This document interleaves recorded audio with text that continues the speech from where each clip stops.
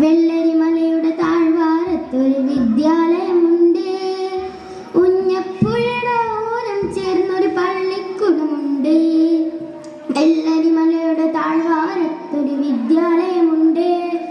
പുഞ്ഞപ്പുഴയുടെ ഓരം ചേർന്നൊരു പള്ളിക്കുടമുണ്ട്. മറന്നോ കൂട്ടുകാരെ നിങ്ങൾ ആ വെള്ളരിമല ചൂരൽമല നിവാസികളെ? അതെലയ കുഞ്ഞുലയ കുളിരരുവിയുടെ തീരത്തെ നാടിന്റെ സൗഭാഗ്യത്തെ കുറിച്ച് സ്കൂൾ മാഗസീനിൽ കവിത എഴുതിയ കുഞ്ഞുമോൾ വെള്ളച്ചാട്ടത്തിന്റെ മനോഹാരിത ആസ്വദിക്കുമ്പോൾ കുഞ്ഞുമോളിലെ ഇളം കണ്ണിൽ ഒരു കൊച്ചുകിളി എത്തി. കൊച്ചുകിളി പറഞ്ഞത്രേ, നിങ്ങൾ വേഗം ഇവിടെ നിന്ന് സ്ഥലം വിട്ടോ, ഈ നാടിന് വലിയ ആപത്ത് വരാനിരിക്കുന്നു. കൊച്ചുകിളി അങ്ങനെ പറഞ്ഞെങ്കിൽ മഹാകവി വൈലോപ്പിള്ളിയുടെ വരികൾ നോക്കൂ. ദീർഘദർശനം ചെയ്യൂ ദൈവജ്ഞരല്ലോ നിങ്ങൾ. അതെ, ഒരുപാട് പക്ഷികളും മൃഗങ്ങളും ലവ് ബേർഡ്സും ഉണ്ടായ ലയയുടെയും മുത്തശ്ശിയുടെയും നടക്കുന്ന ദിവസത്തിലേക്ക് നമുക്ക് നീട്ടി നോക്കാം.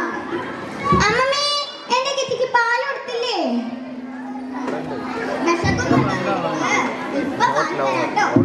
ഇന്നൊന്നും കഴിച്ചില്ലല്ലോ.